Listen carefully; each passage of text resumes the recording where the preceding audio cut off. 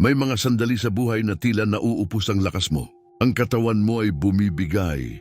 Ang isip mo ay nalulunod sa bigat ng mundo. At ang espiritu mo ay tila nauupos na kandila sa hangin ng pag-aalinlangan. Marami ang nakatingin sa langit at nagtatanong, Diyos, hanggang kailan ko ito kakayanin? Ngunit dito, sa mismong sandaling ito ng pagod, doon nagsisimulang ipakita ng Diyos ang kanyang kapangyarihan. Dahil ang tunay na lakas ay hindi nakikita sa laman, kundi sa pananalig na tumitibay sa gitna ng unos. Ang taong sumasampalataya ay hindi laging malakas sa paningin ng tao. Madalas, sila pa ang tila pinakaduwag, tahimik o laging nasasaktan. Ngunit ang hindi nakikita ng mundo ay ang apoy sa kanilang loob. Isang apoy na hindi namamatay dahil pinapoyan ito ng Diyos mismo. Habang ang iba ay bumabagsak sa takot, ang nananalig ay tumatayo sa gitna ng dilim, hindi dahil alam nila ang daan, kundi dahil kilala nila ang lumikha ng daan. Sa oras ng pagkalito may tinig na bumubulong sa puso nila, huwag kang matakot, ako ang kalakasan mo. Kapag ang isip ng tao ay wasak sa mga alalahanin at ang puso ay puno ng sugat, doon pumapasok ang lakas na hindi galing sa sarili. Isang lakas na dumarating kapag wala nang natitira. Hindi ito basta tapang, ito ay kapayapaan na hindi kayang unawain ng mundo. At habang ang iba ay umaasa sa pera, posisyon o impluensya, ang sumasampalataya ay umaasa sa Diyos na hindi kailanman nagbabago. Sapagkat kahit mawalan ng lahat, hindi siya nawawala. Dahil ang pinanghahawakan niya ay walang hanggan. Marami ngayon ang pilit lumalaban gamit ang sariling lakas. Binubuo ang sarili sa pamamagitan ng motibasyon, mga aral o pilit na positibong pag-iisip. Ngunit darating ang oras na mauubos ang lahat ng iyon. Sapagkat ang isip na hindi nakaangkla sa Diyos ay parang gusaling itinayo sa buhangin, mukhang matatag, ngunit guguho sa unang pagyanig. Ngunit ikaw, kung pipiliin mong manampalataya, kung pipiliin mong ibigay sa Diyos ang kontrol, mararanasan mo ang kakaibang kapangyarihan, ang lakas na dumadaloy kahit umiiyak ka, ang pag-asa na bumabangon kahit gumuho ang paligid. Ang pananampalataya ay hindi pagtakas sa realidad. Ito ang tanging paraan para harapin ito ng may kapayapaan. Sapagkat sa bawat bagyong humahampas, ang Diyos ang sandigan mo. Sa bawat gabi ng pagdududa, Siya ang liwanag mo. At sa bawat saglit na gusto mo nang sumuko, Siya ang bumubuhay muli ng lakas mo. Hindi ito panandali ang tapang, kundi walang hanggang biyaya. Ang sino mang tunay na sumasampalataya kahit anong unos ay hindi mawawasak, sapagkat ang isip niya ay pinatatag ng katotohanan at ang espiritu niya ay binigyang buhay ng Diyos na buhay magpakailanman. Ang salitang nagbibigay liwanag sa mensaheng ito ay nagmumula sa Isaias 40:31. Ngunit silang naghihintay sa Panginoon ay magpapanibagong lakas. Sila'y paiilang-lang na parang mga agila. Sila'y tatakbo at hindi mapapagod. Sila'y lalakad at hindi manghihina. Sa unang basa, tila simpleng pangako ito ng kalakasan. Ngunit sa likod ng bawat salita may lalim na tumatago sa puso ng sinumang napagod na sa pakikipaglaban sa buhay. Ito ay hindi lamang tula ng pag-asa. Ito ay tipan ng Diyos sa kanyang bayan, na sa oras ng kahinaan, Siya mismo ang magiging lakas mo. Ang konteksto ng talatang ito ay panahon ng matinding panghihina ng Israel. Ang bayan ng Diyos ay nasa pagkabihag, tila iniwan ng langit, at ang kanilang mga panalangin ay tila hindi na umaabot sa Diyos. Ang mga matatanda ay napagod na sa paghihintay, ang mga kabataan ay nawalan ng direksyon, at ang mga puso ay nabalot ng pagdududa.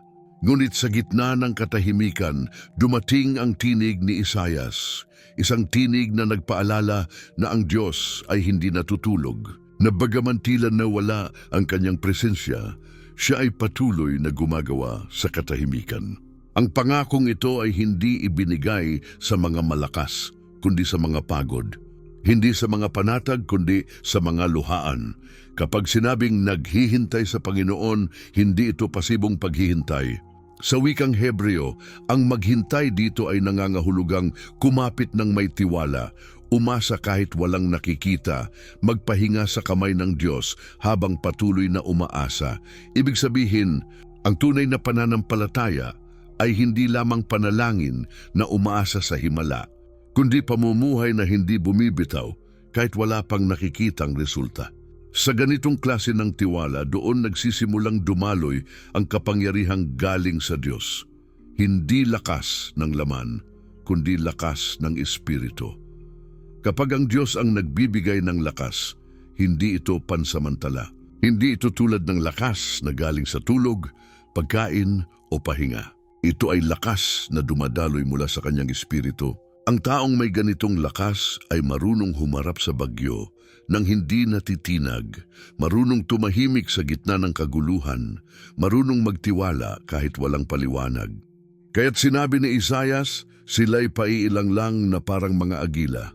Ang agila ay hindi lumalaban sa hangin, sa halip ginagamit niya ito upang tumaas. Ganyan ang anak ng Diyos, hindi siya iniiwas sa problema, kundi itinatayo sa ibabaw nito.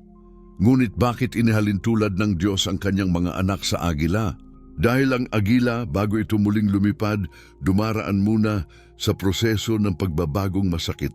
Sa panahon ng pagpapalit ng balahibo at tuka, halos hindi ito makalipad at tila wala ng silbi. Ngunit kapag natapos ang proseso, nagiging bago itong muli. Mas matalas, mas malakas, mas handa. Ganyan ang ginagawa ng Diyos sa mga taong sumasampalataya. Pinahihintulutan niya ang mga panahon ng paghihina, hindi upang wasakin, kundi upang baguhin. Ang mga sugat ay nagiging daan para maranasan ang bagong lakas. Kaya kapag sinasabi ng Diyos na hindi ka manghihina, hindi ibig sabihin na hindi ka mapapagod, kundi sa bawat pagod, may bagong lakas na ibinubuhos niya. Ang pangako niya ay tuloy-tuloy. Habang patuloy kang nagtitiwala, siya ay patuloy ding kumikilos. Ang isip mong dating puno ng takot ay pinapalitan niya ng kapayapaan. Ang espiritong dating basag ay ginagawang matatag na batong pundasyon. Ito ang hiwaga ng kanyang pangako, na sa tuwing ikaw ay mauupos, doon niya ipapakita na siya lamang ang tunay na pinagmumulan ng lakas. At ngayon, sa mundo kung saan ang bawat isa ay naghahanap ng lakas sa sarili, ang pangako ng Diyos ay tila kontra sa lohika. Sapagkat sinasabi ng lipunan, manindigan ka sa sarili mong lakas. Ngunit ang Diyos ay nagsasabing, ibigay mo sa akin ang iyong kahinaan, at ako ang magiging lakas mo. Ang mensaheng ito ay hindi luma, ito ay buhay pa rin ngayon sa bawat nananalig sa Kanya. Sa bawat isa na pinili pa ring umasa kahit walang nakikita, dumadaloy ang parehong espiritu na nagbigay lakas kay Isaias, kay David at kay Elias. Ang pangako ay hindi nagbago. Yang Diyos na nagpalakas noon ay siya pa ring nagbibigay lakas ngayon. At sa susunod na pagod ka na, tandaan mo ito, hindi ka tinawag ng Diyos para bumagsak, kundi para lumipad. Sa panahon ngayon, ang mga tao ay pagod hindi lang sa katawan kundi sa loob. Marami ang gigising bawat umaga na tila walang gana, walang direksyon at walang lakas para harapin ang isang araw na puno ng pangamba. Sa balita, puro digmaan at sakuna. Sa tahanan, may kakulangan sa pagkain, sa pera at minsan sa pag-ibig. Sa isip may mga tinig ng takot na paulit-ulit. Paano kung hindi ko kayanin? Paano kung wala ng pag-asa? Marami ang lumalakad na nakangiti sa labas pero wasak sa loob. Ang iba ay napagod ng maniwala. Ngunit sa gitna ng lahat ng ito, may isang katotohanan na hindi nagbabago. Ang lakas ng Diyos ay dumarating sa mga marunong umasa. Ang mga salita ni Isaias ay hindi lamang para sa mga bihag ng Israel, kundi para sa mga bihag ng panahon natin ngayon, mga bihag ng pagkabalisa, ng takot, ng kawalan. Ang paghihintay sa Diyos ay hindi madali sa panahong lahat ay minamadali. Ang mundo ay nagtuturo sa atin na lahat ng bagay ay dapat mabilis, instant na pagkain, instant na tagumpay, instant na kasagutan. Kaya't kapag ang Diyos ay tila tahimik, marami ang bumibitaw. Ngunit ang pananampalataya ay kabaligtaran ng kultura ng pagmamadali. Ang naghihintay sa Diyos ay ang taong marunong manahimik sa gitna ng ingay, marunong magtiwala kahit walang katiyakan, at marunong kumapit kahit parang walang sagot. Marami ngayon ang nagkakaroon ng matinding krisis sa pag-iisip. Ang depresyon, pagkabalisa at takot sa kinabukasan ay naging karaniwan na. Ngunit dito pumapasok ang kapangyarihan ng pangakong ito, sapagkat ang Diyos ay hindi lamang nagbibigay ng lakas sa katawan, kundi sa isip at espiritu. Ang mga salitang magpapanibagong lakas ay hindi lamang tumutukoy sa pagbangon mula sa pagod, kundi sa pagbabago ng panloob na pananaw. Kapag ang isang tao ay tunay na nagtitiwala sa Diyos, ang isip niya ay unti-unting ginagabayan palayo sa takot, papunta sa kapayapaan. At ang kapayapaang iyon ang nagiging ugat ng lakas. Sa harap ng digmaan, ang mga tao ay bumibili ng armas. Sa harap ng gutom, naghahanda ng pagkain. Ngunit sa harap ng pangamba, walang makakabili ng kapayapaan. Tanging ang Diyos ang kayang magbigay nito. Kaya't ang pangako ng Diyos ay nagiging sagot sa pinakamatinding krisis ng ating panahon, ang krisis ng espiritu. Kapag ang puso ng tao ay puno ng takot, ang isip ay nagiging mahina. Ngunit kapag ang puso ay puno ng pananampalataya, kahit ang katawan ay nakakaramdam ng bagong sigla. Ang lakas na galing sa Diyos ay hindi lohikal, ito ay espiritual. Dumarating ito sa mga sandaling hindi mo na kayang tumayo, ngunit bigla mong mararamdaman na kaya mo pa. Tingnan mo ang mga nanay na araw-araw lumalaban para sa kanilang mga anak kahit pagod na. O ang ama na walang makain, ngunit patuloy na nananalangin. O ang matandang may karamdaman, ngunit bawat gabi ay nagdarasal ng may tiwala. Sila ang buhay na larawan ng pangako ni Isaias. Hindi sila matatag dahil sa sarili nila, kundi dahil may espiritu ng Diyos na nagpapalakas sa kanila araw-araw. Sa gitna ng kahirapan, may katahimikang hindi kayang ipaliwanag at iyon ang tanda ng presensya ng Diyos. Kapag ang tao ay nauubos, doon siya dumadaloy. Kung minsan ginagamit ng Diyos ang mga problema upang ipakita kung saan talaga tayo kumukuha ng lakas. Sapagkat habang maayos ang lahat, madali tayong magsabing may pananampalataya tayo. Ngunit sa oras ng kawalan doon sinusubok ang puso, ang mga nawalan ng trabaho, nagkasakit o iniwan ng minamahal, sila ang tinuturuan ng Diyos na umasa hindi sa mundo, kundi sa Kanya. Ang pananampalataya ay nagiging tunay kapag wala ng ibang sandalan. At sa bawat luha na nahuhulog, may bagong lakas na ipinagkakaloob. Hindi aksidente na sinabi ng Diyos sa pamamagitan ni Isaias na sila'y tatakbo at hindi mapapagod. Ang ibig sabihin nito ay hindi lang tungkol sa bilis, kundi tungkol sa tibay. Ang mga nananalig ay tumatakbo sa karerang hindi madali. May mga bundok ng pagsubok at lambak ng luha. Ngunit ang bawat hakbang ay pinapalakas ng Diyos. Kapag ang iba ay sumuko, sila ay nagpapatuloy. Kapag ang iba ay natumba, sila ay bumabangon. Hindi dahil sa kanila, kundi dahil sa espiritu na nasa kanila. Sa bawat paghina, may panibagong hininga na ibinubulong ng Diyos. Anak, hindi pa tapos, tumakbo ka pa. Ngayon, habang ang mundo ay bumabagsak sa takot at kawalan ng pag-asa, ang mga nananalig ay tinatawagan upang ipakita na may ibang uri ng lakas. Hindi ito kayamanan o kapangyarihan, kundi kapayapaan at tiwala. Ang lakas na ito ay nakikita sa paraan ng pagharap mo sa problema. Hindi ka nagmamadali, hindi ka umiwas, kundi marunong kang lumuhod. Ang pananalig mo ay nagiging sandata at ang pag-asa mo ay nagiging ilaw. At sa bawat pagbangon mo, may mensaheng ipinapakita sa mundo na may Diyos na buhay at Siya ang tunay na pinagmumulan ng lakas. Kaya't kung ngayon ay pagod ka, huwag mong isipin na ito ang katapusan. Baka ito pa lang ang simula ng pagpapalakas sa iyo ng Diyos. Ang bawat paghina ay pagkakataon para maranasan mo ang Kanyang kapangyarihan. Sapagkat habang ang iba ay nakasalalay sa lakas ng laman, ikaw ay tinuturuan ng Diyos na umasa sa Kanyang Espiritu. At sa dulo, Makikita ng lahat na ang mga tunay na nananalig, sila ang hindi napapagod, sila ang hindi sumusuko, at sila ang patuloy na lumilipad kahit sa gitna ng unos. Isang babae ang dating laging nakayuko sa daan papuntang trabaho. Araw-araw dala niya ang pagod ng katawan at bigat ng loob. Nawala ang asawa, naiwan ang 3 anak, at ang maliit na sahod ay halos hindi sapat sa pagkain nila. Tuwing gabi, umiiyak siya sa dilim at paulit-ulit na nagdarasal, "Panginoon, bigyan mo ako ng lakas." Wala siyang nakikitang sagot, ngunit sa bawat umaga, nagigising pa rin siya. Sa bawat araw na tila walang pag-asa, naglalakad pa rin siya. Hanggang isang gabi habang nagdarasal, naramdaman niya ang kakaibang kapayapaan. Hindi niya alam kung paano, ngunit ang bigat sa dibdib ay tila nawala. Kinabukasan, dumating ang tawag. Tinanggap siya sa bagong trabaho, mas maayos, mas payapa. At doon niya naunawaan, hindi kailangang maramdaman ng Diyos para malaman na kumikilos siya. Ang lakas na ibinigay sa kanya ay hindi lang panlabas, kundi mula sa loob, tahimik, matatag at totoo. May isa namang lalaking halos sumuko sa buhay. Nawala ang negosyo, bumagsak ang kabuhayan at nagkasakit pa. Ang mga kaibigan ay nawala at maging ang pamilya ay halos mawalan ng tiwala sa kanya.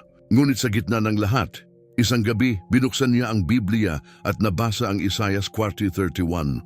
Doon nagsimula ang pagbabago. Araw-araw, inuulit niya sa sarili, "Ako'y magpapanibagong lakas sa Panginoon."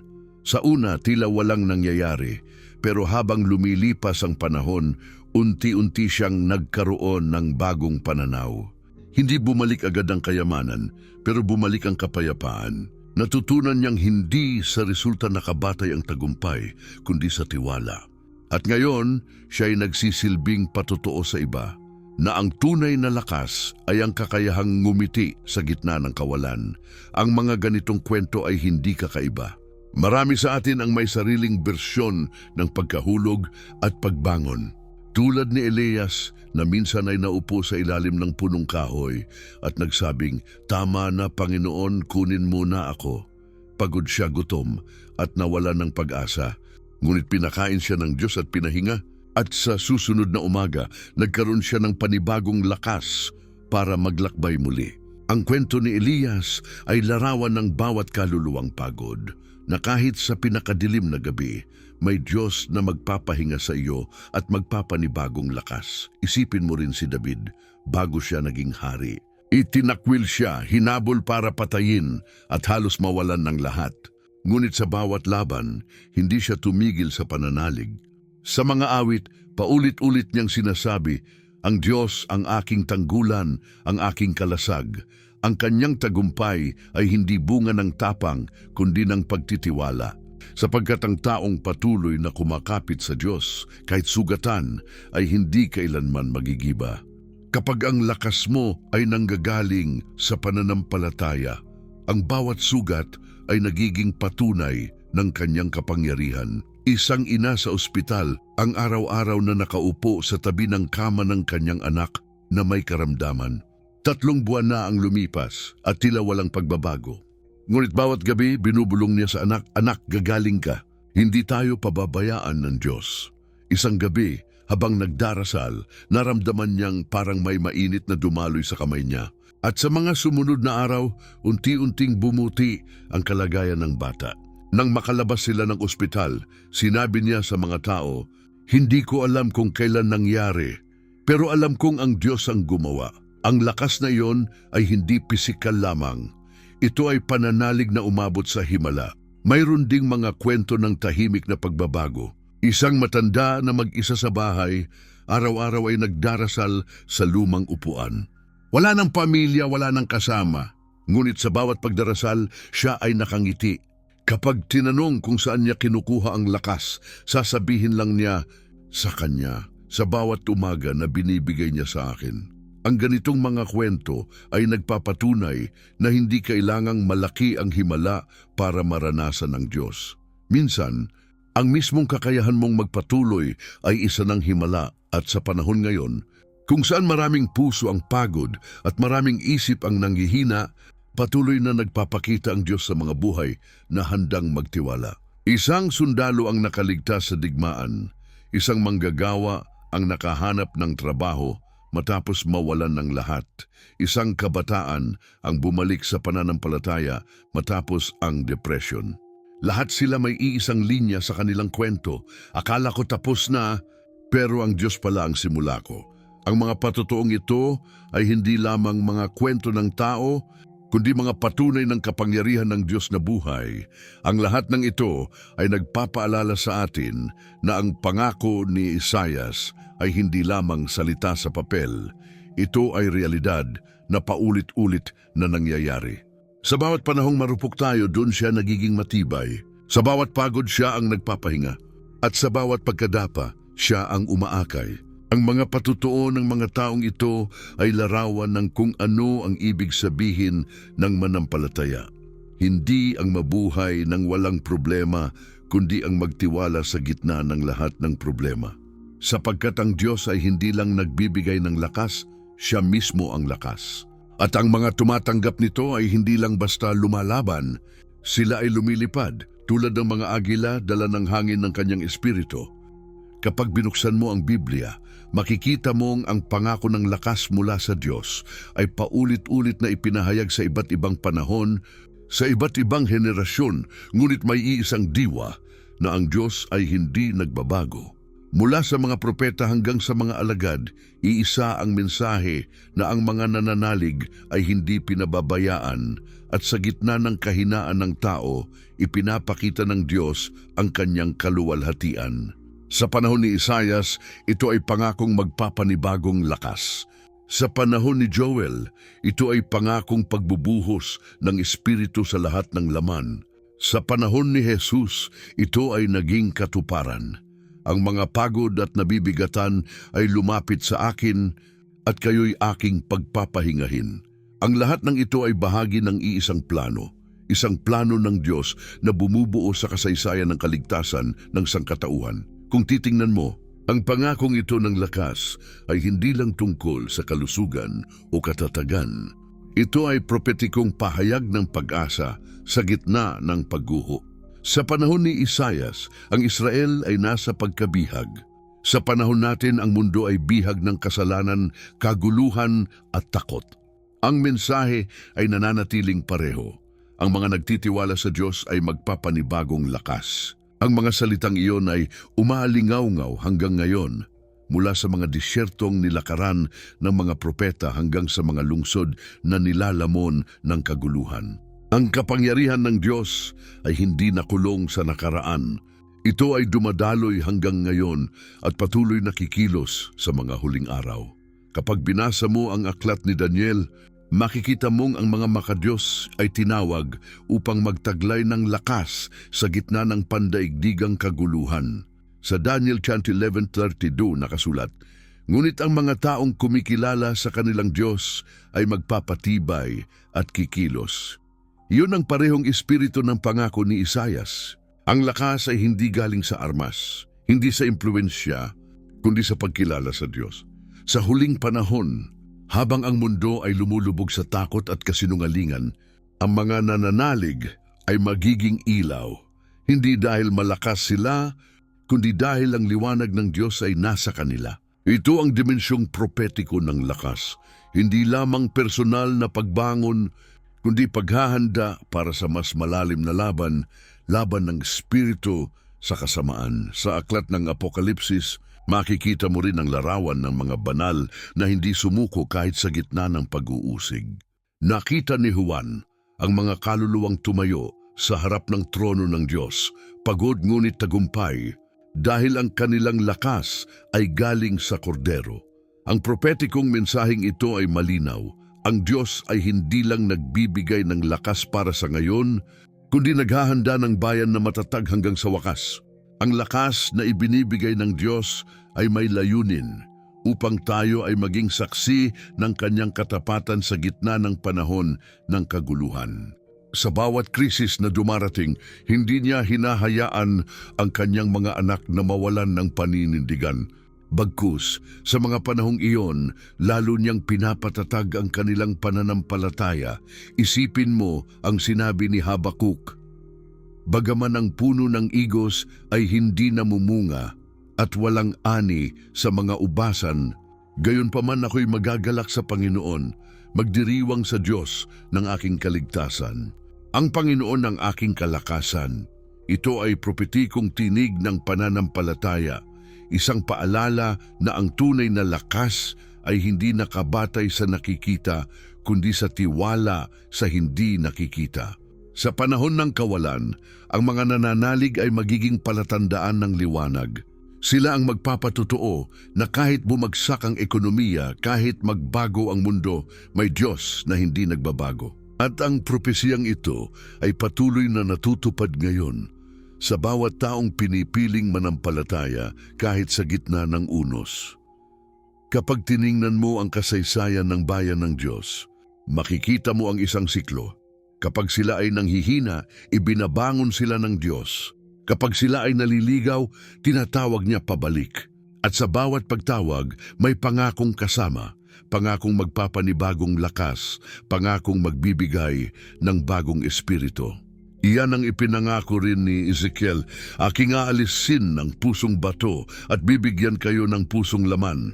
Sa propetikong pananaw, ito ang parehong kaloob na binanggit ni Isaias, ang pagbabagong hindi galing sa disiplina ng tao, kundi sa paghipon ng Diyos. Ang tunay na lakas ay hindi mula sa labas papasok, kundi mula sa loob palabas, sapagkat ang Espiritu ng Diyos ay nananahan sa kanyang mga anak. Ngayon, habang ang mundo ay humaharap sa mga lindol, digmaan, gutom at kawalan ng direksyon, lumilinaw ang mensahe ng propesya. Ang mga mananampalataya ay tatawaging maging matatag sa isip at espiritu. Ang mga ito ang mga agilang magpapanibagong lakas, hindi upang ipagyabang ang kanilang tapang, kundi upang ipakita na ang Diyos ay tapat pa rin. Ang mga pangako ng Diyos ay nagiging sandigan sa gitna ng kaguluhan, at ang lakas ng pananampalataya ay nagiging sagot sa panghihina ng mundo. Habang dumarami ang kadiliman, lalong nagliliwanag ang mga pusong may espiritu ng Diyos. Kaya't ang pangako ni Isaias ay hindi lamang paalala ng pag-asa, ito ay hudyat ng isang espiritual na paggising.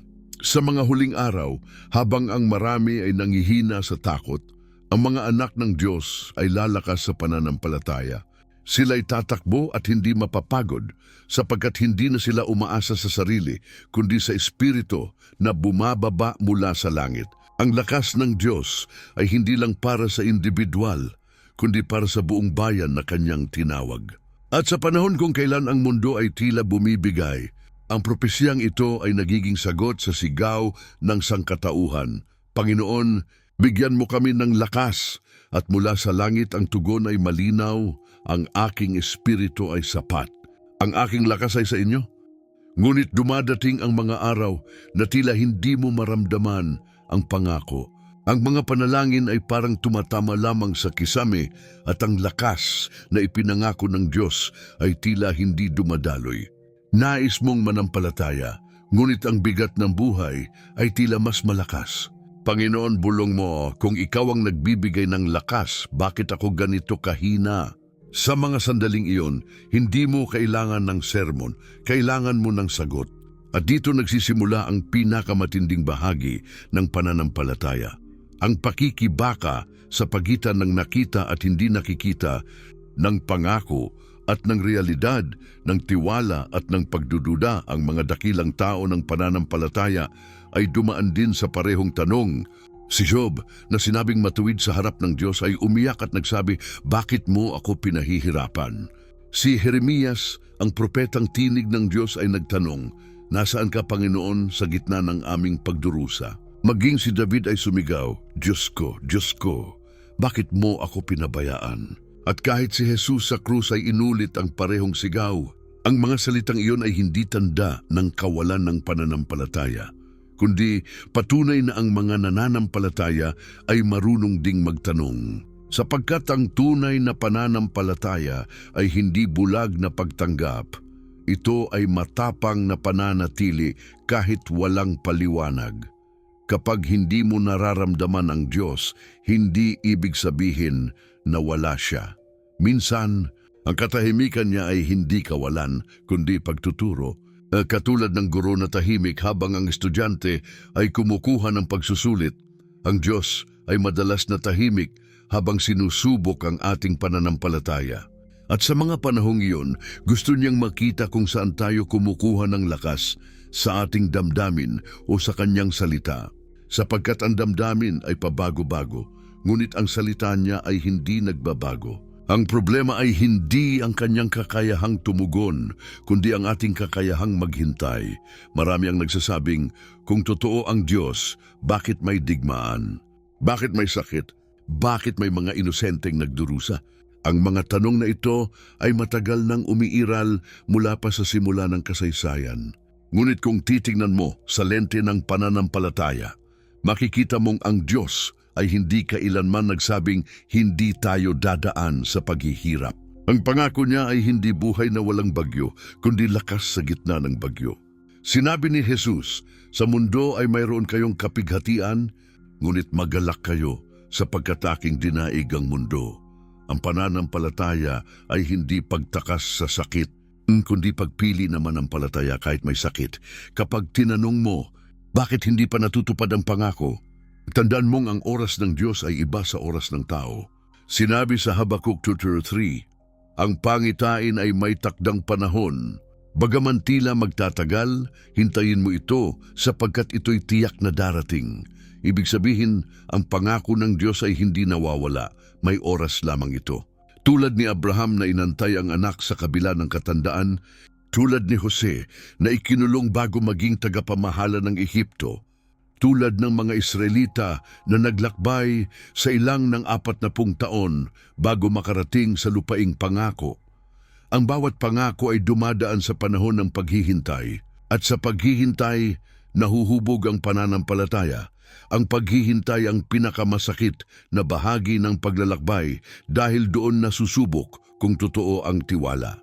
Kapag tila walang nangyayari, madali tayong sumuko.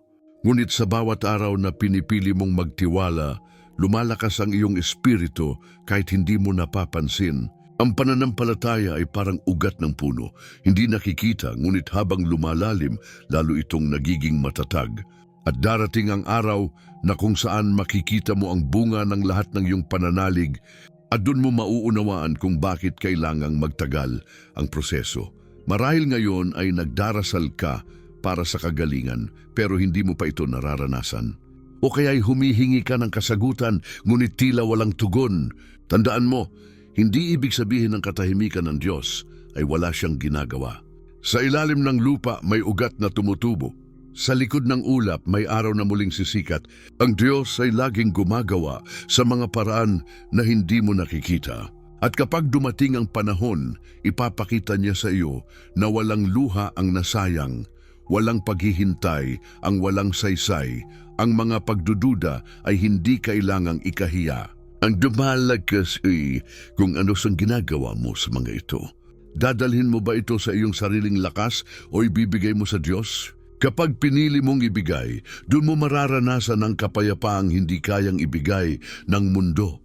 Kapag sinabi mong, so Panginoon, hindi ko maintindihan, pero nagtitiwala ako, iyon ang sandaling tumitibay ang iyong espiritu.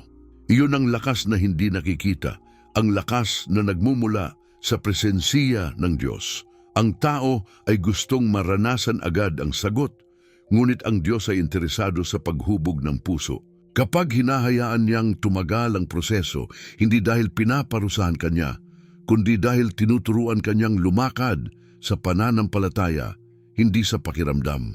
Ang mga sandaling iyon ng katahimikan ay madalas na ang pinakamatinding tagpo ng paglago. Sapagkat kapag natutunan mong magtiwala kahit walang nararamdaman, doon mo tunay na nauunawaan kung sino ang Diyos, hindi lamang tagapagbigay ng himala, kundi Ama na nagtuturo ng katatagan, kaya't kung sa ngayon ay tila walang lakas, huwag kang matakot. Hindi mo kailangang maramdaman ang Diyos para masabing nariyan siya. Ang pananampalataya ay hindi palaging emosyon, minsan ito ay desisyon, ang desisyong patuloy na magtiwala. At sa bawat Panginoon tulungan mo ako na binubulong mo, may tugon na hindi mo pa nakikita. Sapagkat ang pangako niya ay malinaw, ang mga nagtitiwala sa akin ay magpapanibagong lakas. Hindi sinabi niya kung kailan, pero sinabi niyang tiyak.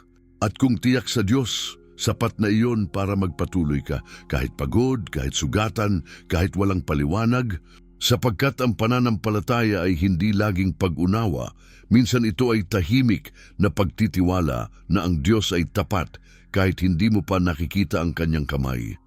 Ngayon na naunawaan mo ang lalim ng pangako, oras na para itong isabuhay, sapagkat ang pananampalataya na walang gawa ay nananatiling salita lamang.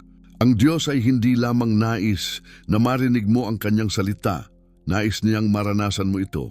Kaya't ang unang hakbang ay simple ngunit makapangyarihan, alalahanin araw-araw na ang Panginoon mismo ang pinagmumulan ng iyong lakas. Tuwing ikaw ay gigising bago mo harapin ang mundo, sabihin sa iyong sarili, ang Diyos ang aking kalakasan, hindi ako manghihina.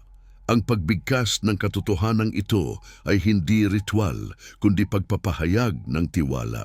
Sa bawat pagulit, pinapalakas mo ang iyong isip at pinapaalalahanan mo ang iyong spirito kung sino ang iyong sandigan. Ang ikalawang habang ay ang pagbibigay ng oras para sa tahimik na pakikipagtagpo sa Diyos. Sa gitna ng ingay ng araw, pumili ng ilang minuto para manahimik at magpasalamat. Ang katahimikan ay hindi kawalan ng gawain, kundi espasyo para marinig mo ang tinig ng Diyos na bumubulong, narito ako. Sa mga sandaling iyon, ipinapaalala niya sa iyo na hindi ka nag-iisa. Ang bawat paghinga ay paalala na ang buhay mo ay galing sa Kanya. At habang humihinga ka, may pag-asa. Kung gusto mong maranasan ang lakas ng Diyos, kailangan mong matutong tumigil sandali. Dahil sa katahimikan, dumadaloy ang kanyang presensya. Ang ikatlong hakbang ay ang pagpapatibay ng isip sa pamamagitan ng kanyang salita. Kapag puno ang isip mo ng pangamba, mapapagod ka kahit wala pang laban. Kaya't punuin mo ito ng katotohanan mula sa Biblia. Isulat ang mga talatang nagbibigay lakas gaya ng Isaias 40:31, Awit 46:1 at Filipos 4:13 at ilagay sa mga lugar na madalas mong makita. Sa tuwing mararamdaman mong humihina ka, basahin mo ito ng malakas. Ang mga salitang ito ay hindi lamang inspirasyon. Ito ay espiritual na sandata laban sa pagod at pagdududa. Kapag pinapalitan mo ang mga takot ng mga pangako, ang isip mo ay nagiging matatag, namuog laban sa kawalan ng pag-asa. Ang ikaapat na hakbang ay ang paglalakad sa pananampalataya, hindi sa pakiramdam. Maraming tao ang naghihintay munang makaramdam bago kumilos. Ngunit ang pananampalataya ay kabaligtaran. Kumikilos ka muna, saka mo nararanasan ang kapangyarihan ng Diyos. Kung nananalig kang bibigyan Kanya ng lakas, simulan mong gumawa ng hakbang kahit maliit. Kung pagod ka, ngunit kailangan mong magpatawad, magsimula ngayon. Kung takot ka, ngunit kailangang magtiwala, sabihin sa Diyos, gagawin ko ito kahit natatakot ako. Sa bawat kilos ng pagtitiwala, may dumadaloy na bagong lakas mula sa langit. Ang Diyos ay hindi naghahanap ng perpekto, naghahanap Siya ng pusong handang umasa. Ang ikalimang hakbang ay ang pananatili sa komunidad ng pananampalataya.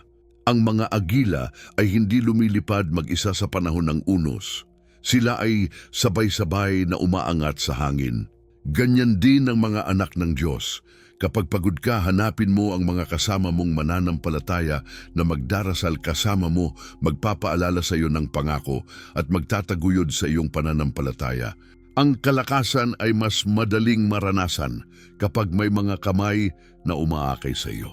Sa tuwing nagkakaisa ang mga nananalig, mas malinaw na dumadaloy ang Espiritu ng Diyos.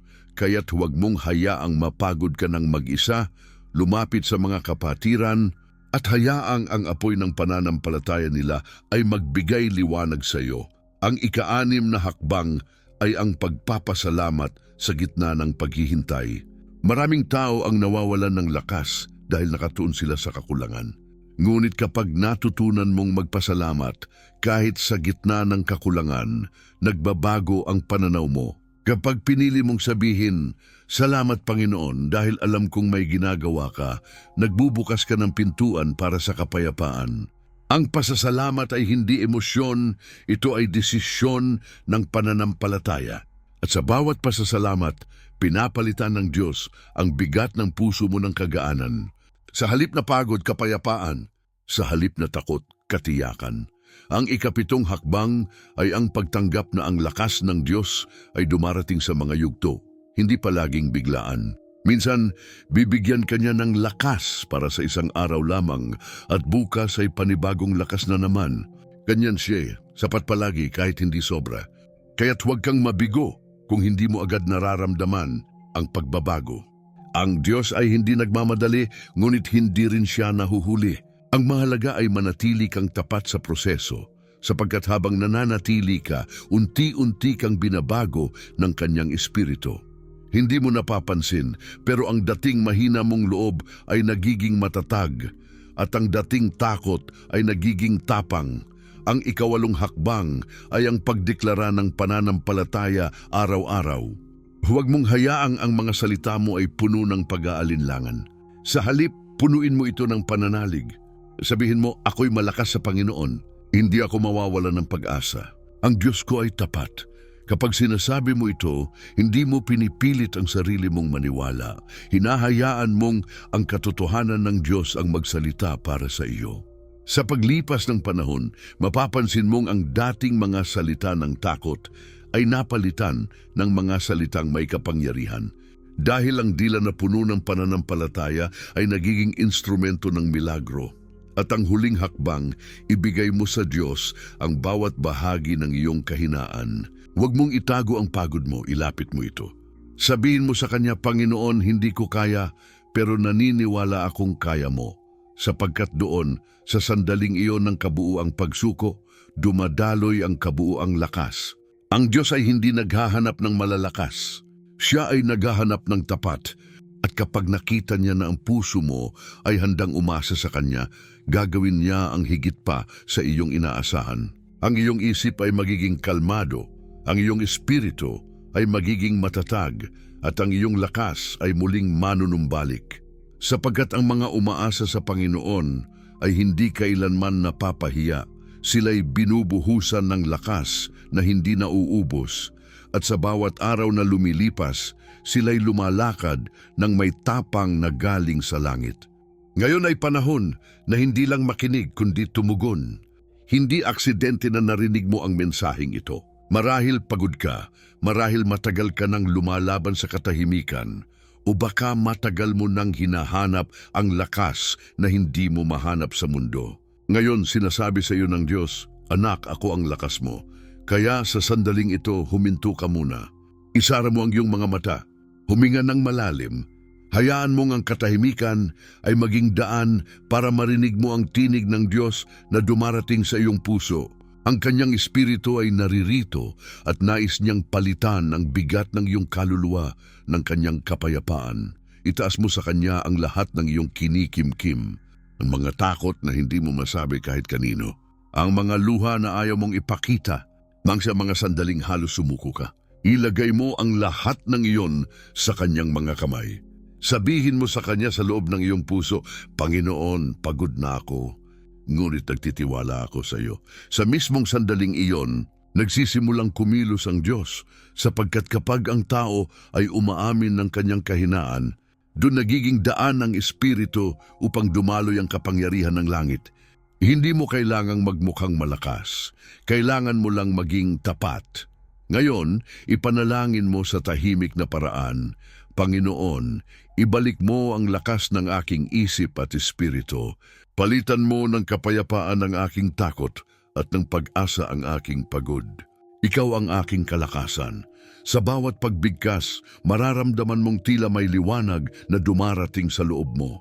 Sapagkat ang mga salitang iyon ay hindi basta panalangin, ito ay pakikipagtagpo sa Diyos na buhay. Sa bawat hinga, sa bawat luha, Sa bawat patak ng pananampalataya, siya ay naroroon. At habang sinasabi mo sa kanya ang lahat, tandaan mong libo-libo ngayon ang nananalangin din. Hindi ka nag-iisa. May mga kaluluwang tulad mo na ngayon umaangat sa pananampalataya, sabay-sabay na tumatanggap ng lakas na galing sa Diyos. Ngayon ay oras ng pagkilos ng puso. Isuko mo sa Diyos ang lahat ng hindi mo kayang dalhin. Isipin mong hinahawakan mo sa iyong mga kamay ang lahat ng iyong alalahanin, ang pamilya mo, ang trabaho, ang kalusugan, ang takot, ang pagod, at dahan-dahan mong iabot ito sa Kanya. Sabihin mo, Panginoon, sa iyo ko ito ibinibigay. Habang ginagawa mo ito, maramdaman mong may gumagaan sa loob mo. Ang bigat na matagal mong pasan ay unti-unting nawawala. Dahil ang Diyos ay tumatanggap ng bawat pasanin mo at pinapalitan ito ng kanyang lakas. Ito ang sandali ng pagpapalaya. Hindi sa labas, kundi sa loob. Tumingin ka ngayon, hindi sa iyong problema, kundi sa kanya na mas dakila kaysa sa lahat ng problema.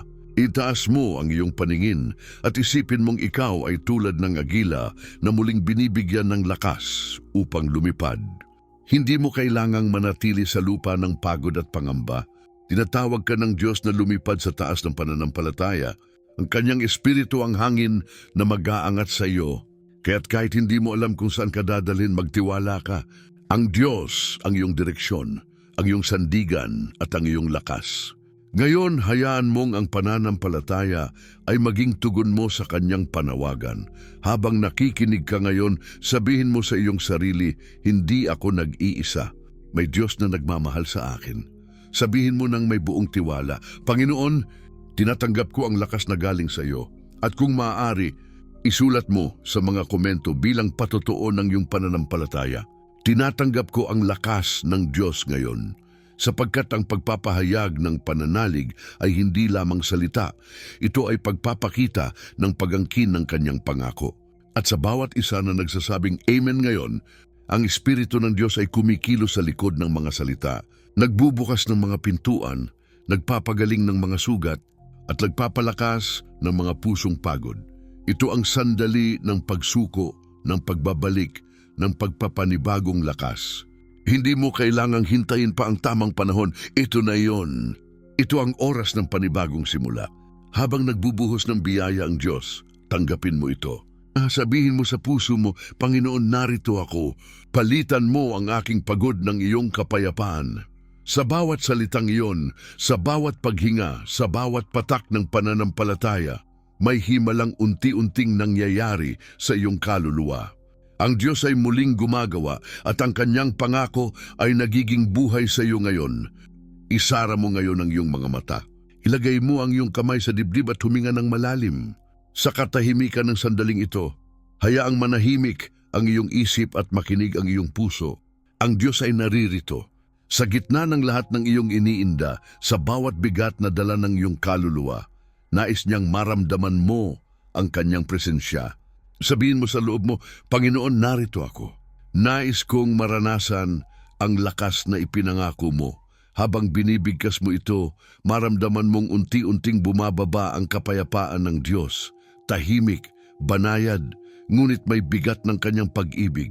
Ang Espiritu Santo ay dumarating, at ang mismong pangako ng Isaias 40:31 ay nagiging totoo sa iyo ngayon. Ngunit silang naghihintay sa Panginoon ay magpapanibagong lakas.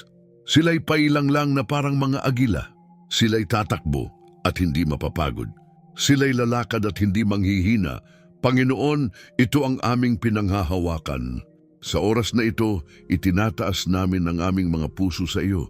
Kami na napagod sa buhay, napagod sa laban, napagod sa pag-asang tila walang kasagutan. Ngunit ngayon kami ay lumalapit na may panibagong tiwala.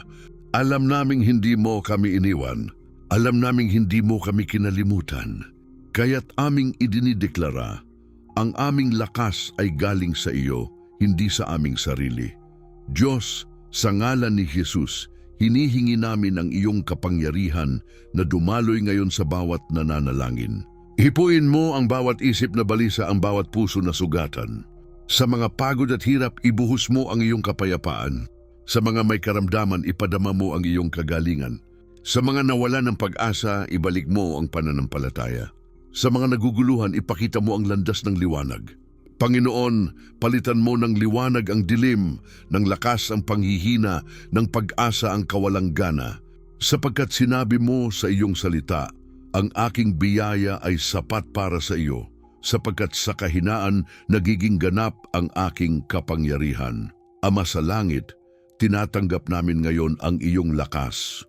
Hindi lakas na panlabas lamang, kundi lakas ng loob at ng espiritu. Palitan mo ang aming mga pag-aalala ng kapayapaan. Balitan mo ang aming takot ng tapang. Palitan mo ang aming pagod ng galak na galing sa iyo. Tulungan mo kaming manampalataya hindi dahil maganda ang sitwasyon, kundi dahil alam naming tapat ka. Sa bawat patak ng luha, Panginoon, ipaalala mo na hindi ito nasasayang dahil sa bawat luha may binubuo kang bagong katatagan. At ngayon sa iyong harapan, idinideklara namin, ikaw ang aming lakas. Ikaw ang aming sandigan. Ikaw ang aming Diyos.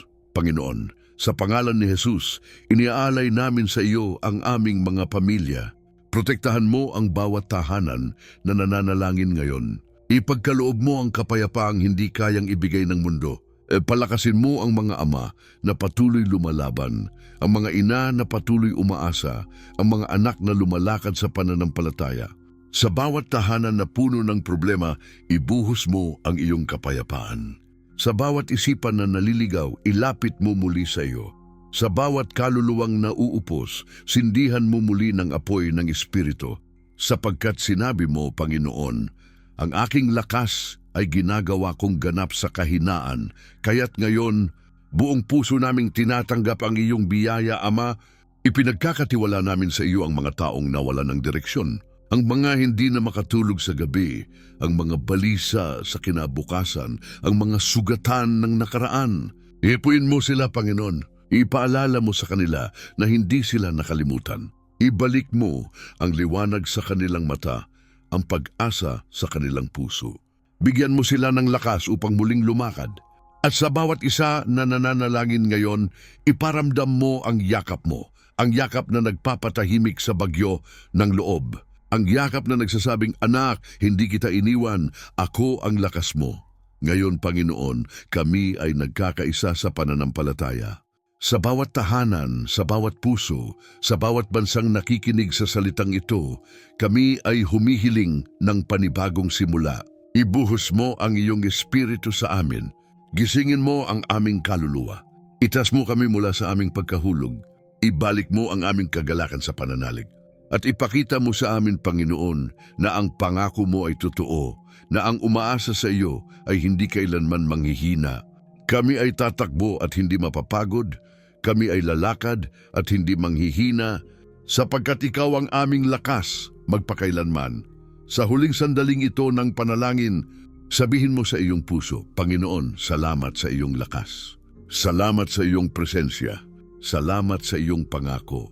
At ngayon, idinideklara namin sa ngalan ni Jesus na sa bawat nakikinig at nananalangin ngayon, dumadaloy ang bagong kalakasan.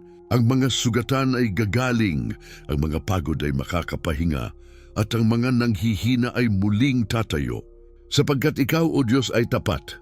At sa iyong mga kamay, inilalagay namin ang aming buhay, ang aming pamilya at ang aming kinabukasan. Sa iyo ang lahat ng papuri, karangalan at kaluwalhatian magpakailanman. Amen. Ngayon ay hayaang bumaba ang katahimikan sa iyong puso. Ang sandali ng panalangin ay tapos na, ngunit ang presensya ng Diyos ay hindi umaalis. Siya ay nananatili sa pagitan ng iyong mga paghinga, sa bawat pintig ng iyong puso, sa bawat hakbang na iyong gagawin pagkatapos ng panahong ito. Maaring hindi mo agad maramdaman, ngunit ang kapayapaan na ipinagkaloob niya ay unti-unting bumabalot sa iyo. Ang Diyos ay tapat at ang kanyang mga pangako ay hindi nagbabago. Huwag kang matakot sapagkat ako'y sumasa iyo, sabi niya sa Isaias 41:10. Huwag kang manglupaypay sapagkat ako ang iyong Diyos. Aking palalakasin ka o aking tutulungan ka. Ang mga salitang ito ay hindi lamang pang-aliw, ito ay buhay na mensahe ng langit na kailanman ay hindi kumukupas. Habang nakaupo ka o nakahiga ngayon, isipin mong pinapahiran ng Diyos ang iyong noo ng langis ng kapayapaan. Sa bawat sulok ng iyong isipan na puno ng pagod, ipinapasok niya ang liwanag ng pag-asa. Sa bawat bahagi ng iyong kaluluwa na sugatan, inilalapat niya ang kanyang mapanumbalik na kamay. Hindi mo kailangang magmadali. Hindi mo kailangang ipilit ang lakas, sapagkat sa piling niya sapat na ang pagtahimik. Sapat na ang pananatiling buhay ang iyong tiwala. Ang Diyos na nagbigay ng lakas kay Elias sa disyerto, ang Diyos na nagpalakas kay David sa gitna ng panganib, ay siya ring Diyos na nagpapalakas sa iyo ngayon. Ang kanyang kapangyarihan ay hindi nagbago. Ang kanyang kabutihan ay hindi napapagod. Madalas nating iniisip na kailangang makita natin ang resulta bago tayo makatiyak na kumilos ang Diyos. Ngunit sa katotohanan, ang pananampalataya ay bunga ng pagtitiwala kahit walang nakikitang patunay. At ngayon, habang tahimik kang humihinga, tandaan mo ito. Ang lakas ng Diyos ay gumagalaw sa tahimik. Tulad ng binhing nakatanim sa lupa, hindi mo nakikita ang pag-usbong, ngunit alam mong may buhay sa ilalim. Ganyan din ang ginagawa ng Diyos sa iyong kaluluwa. Sa mga lugar na tila walang sigla, doon siya nagtatanim ng bagong pag-asa. Sa mga bahagi ng iyong puso na tila patay, doon siya naglalagay ng bagong hininga. At balang araw, makikita mo na lang na tumubo ang kapayapaan kung saan dati ay puro takot. Kaya't sa bawat pagbangon mo mula ngayon, huwag mong hanapin agad ang himala. Sa halip, hanapin ang kanyang presensya. Sa umaga, sabihin mo, Panginoon, salamat dahil ikaw ang lakas ko ngayon. Sa gabi, bago matulog, sabihin mo, Panginoon, salamat dahil nanatili kang tapat. Kapag ganito ka mamuhay, ang pangako ng Diyos ay nagiging bahagi ng iyong bawat araw. Hindi mo kailangang maghintay ng malaking pangyayari para masabing gumagalaw siya. Sapat na ang makita mong may kapayapaan ka kahit may bagyo. Ang kapayapaang iyon ang patunay ng kanyang kamay. Sinabi ni Jeremias 29:11, sapagkat batid ko ang mga panukala na aking iniisip para sa inyo, mga panukalang hindi para sa kasamaan, kundi para sa ikabubuti, upang bigyan kayo ng kinabukasang may pag-asa. Ang mga salitang ito ay parang bulong ng Diyos sa bawat pagod na puso. Habang tinatahak mo ang landas ng buhay, tandaan mo na walang pangyayari na nasasayang sa kanyang plano. Lahat ng iyong pinagdadaanan ay bahagi ng paghubog, bahagi ng pagtuturo kung paano umasa ng mas malalim. At sa bawat pagsubok may biyayang inihahanda. Ang Diyos ay hindi kailanmang kumikilos para sirain ka, kundi para patatagin ka. Ang mga luha na iniyakan mo ay binibilang niya, at ang bawat pagod na sandali ay nagiging binhi ng bagong lakas. Ngayon isipin mong nakatayo ka sa harap ng bagong araw. Ang hangin ay sariwa at ang iyong dibdib ay magaan. Ang mga bagay na dati mabigat ay tila nabawasan ng bigat. Hindi dahil nawala ang problema, kundi dahil ang pananampalataya mo ay lumalim. Ang takot na dati nangingibabaw ay napalitan ng kapayapaan. Sapagkat kapag natutunan mong ilagay sa kamay ng Diyos ang lahat, unti-unting nawawala ang pag-aalala. Kapag natutunan mong huminga sa kanyang presensiya, natutuklasan mong ang tunay na lakas ay hindi kailangang ipilit. Ito ay dumarating ng kusa tulad ng umagang sumusunod sa gabi. Kaya sa oras na maramdaman mong muli ang bigat, bumalik ka sa sandaling ito. Isara mo ang iyong mga mata at alalahanin, ang Diyos ay kasama ko, ang kanyang lakas ay nasa akin. Sa bawat pagsubok na darating, sa bawat araw na tila mahirap, may tinig sa loob mong magsasabi, hindi ka nag-iisa. At iyon ang paalala ng Espiritu Santo, ang walang hanggang patunay na ang Diyos ay hindi kailanman lumalayo. Ang mga pangako niya ay matibay gaya ng unang araw na binigkas niya ito. Kaya huminga ka ng malalim, ngumiti at ipagpatuloy ang iyong paglalakbay, sapagkat ang lakas ng Diyos ay nasa iyo at ang kanyang kapayapaan ay mananatili sa iyong puso magpakailanman. Ngayong narinig mo ang mensahe ng Diyos, tandaan mo, ang kanyang pangako ay buhay at ang kanyang salita ay totoo. Ang sinabi niya sa Isaiah 31 ay hindi lamang para sa mga Israelita noon, kundi para rin sa iyo ngayon. Ikaw na pagod, ikaw na naghihintay, ikaw na lumalaban sa katahimikan ng gabi. Ngunit silang naghihintay sa Panginoon ay magpapanibagong lakas. Iyan ang salita na magpapatatag sa iyo sa bawat umaga. Kapag ang mundo ay tila gumuguho, kapag ang isip mo ay puno ng pag-aalala, alalahanin mo ito. Ang Diyos ang iyong lakas at sa Kanya hindi ka manghihina. Ngayon, lumakad ka na may panibagong pananampalataya. Hindi mo kailangang makita ang lahat ng sagot upang makatiyak na kumikilos ang Diyos. Ang katotohanan ay ito, kahit hindi mo siya nararamdaman, gumagawa siya. Kahit tahimik, siya ay nariyan. Ang mga panalangin akala mong hindi naririnig ay dumarating sa kanyang trono sa bawat luha, bawat buntong hininga, bawat Panginoon, tulungan mo ako.